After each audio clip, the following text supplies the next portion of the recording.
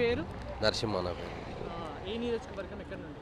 మా ఇక్కడ అల్లంపూర్ వచ్చేసి శాంతినగర్ మండలం ఉంది. ఏం చేస్తుంటారు? మేము ఇక్కడ గ్రానైట్ పని చేస్తుంటాం. ఓకే. ఇప్పుడు తెలంగాణలో కాంగ్రెస్ వచ్చిన కానుండి ప్రతి ఒక్కరికి కొత్త కొత్త పథకాలు ఇస్తుంది. దానివల్ల ఉన్న పథకాలను తగ్గిస్తుంది. దాని మీ అభిప్రాయం ఏముందండి, అంత అప్పుడు పథకాలు లేక ఇప్పుడు కూడా అలాగనే ఇచ్చిండు. ఇంతవరకే దాన్ని మీ ఇయ్యలే. రైతు బంధు ఇంతకుముందు ఫస్ట్ ఎలక్షన్లు అప్పుడే వేస్తామనేది, అది కూడా ఇంతవరకు వేయలే. ఇంతవరకే ఇప్పుడు కూడా ఇంకా 90 రోజులు అయినా అంటున్నాడు. ఇంకా ఇప్పుడు సంవత్సరం అవుతుందో ఆయన వేస్తలకలే తెలియదు. ఆయన ఇచ్చిన వాడికి మనం తీసుకున్నాం. అప్పటికే అంతవరకు ఏం లేదు. ఓకే. ఇప్పుడు గ్యాస్లో 500 గ్యాస్ ఇస్తామంటారు, కానీ కొంతమంది ఏమంటారు అంటే 500 గ్యాస్లల్లో 4 కిలోలు తగ్గిస్తారు అంటారు. మీరేమంటారు? ఆ 4 కిలోలు తగ్గిస్తే ఇంకా అసలు ఇంకా ఆయన బతికే వేస్ట్ అయిపోతుంది. ఫ్రీ ఇస్తా అన్నప్పుడు ఇంకా ఫ్రీ వేయాలి, కానీ మళ్ళీ దాంట్లో 4 కిలోలు తగ్గిస్తే ఇంకేముందండి? ఆయన ఇచ్చిన లాభం ఏముంది? ఇంకంతా ఇలా ఏర్పాలు పెట్టి తీసుకునేదే మేలు కాదు. అప్పటిలాగానే అవుతుంది. ఇప్పుడు కూడా అంతా వేస్ట్. ఆయన పథకాలు పెట్టిండే కానీ ఆయన వేస్ట్ అవుతుంది. వైఎస్ షర్మిల ఇక్కడ గెలవలేకపోయింది, పార్టిసిపేట్ చేయలేకపోయింది. ఇప్పుడు ఆంధ్రప్రదేశ్కి తనను సీఎం అంటే కాంగ్రెస్ మెయిన్ అధికారంగా ఇచ్చారు. దాని మీద మీరేమంటారు? ఇంకా మనకు సంబంధం లేదు ఇక్కడ ఏరియా మనది. తెలంగాణ కాబట్టి అక్కడ వాళ్ళకి సంబంధం అది. ఓకే. తెలంగాణ రాజకీయాల్లో ఇప్పుడు ఎంపీ ఎలక్షన్స్ ఉన్నాయి.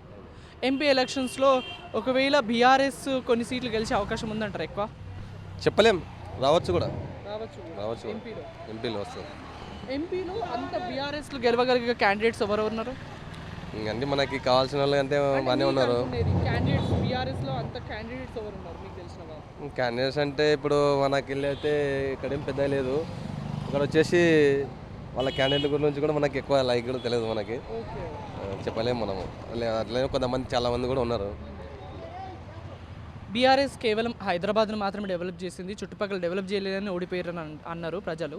అండ్ తర్వాత కాంగ్రెస్ లీడర్లు కూడా వాళ్ళు కూడా అదే మాట అంటారు. మీరేమంటారు దాన్ని? చేసిండు కానీ కొంతమంది పోయినాడు అటు నెక్స్ట్ సారి చేసిండు, కానీ ఈసారి కొంచెం తక్కువ చేసిండు. కొంచెం ఇంకోటి రైతు ఎంత పెద్ద రైతులైనా కానీ అంతా ఒకటే లెక్క వేసిండు. రైతు బంధువు ఆడ కొంచెం దెబ్బ కొట్టింది టీఆర్ఎస్కు. అదే ఉన్నవాడికి మళ్ళీ ఇంకా బలంగా డబ్బులు ఇంకా ఎక్కువనే పోతున్నా, కానీ తక్కువనే ఉన్నవాడు అయితే లేనివాడు ఇంకా అలాగానే కిందికే పోయిండు. ఆడ మంచిగా అదో దెబ్బ కొట్టింది టీఆర్ఎస్కు. అట్లా అని కొంచెం కూలిపోయింది. ఇంకోటి కొంతమందికి ఈ రైతు బంధు ఇది ఇస్తా అని చెప్పింది కదా, అది ఇంకోటి మాఫ్ చేస్తా అని చెప్పి మాఫ్ చేయలే, అది దెబ్బ కొట్టింది. గట్లతనం పోయింది ఇంకంతే.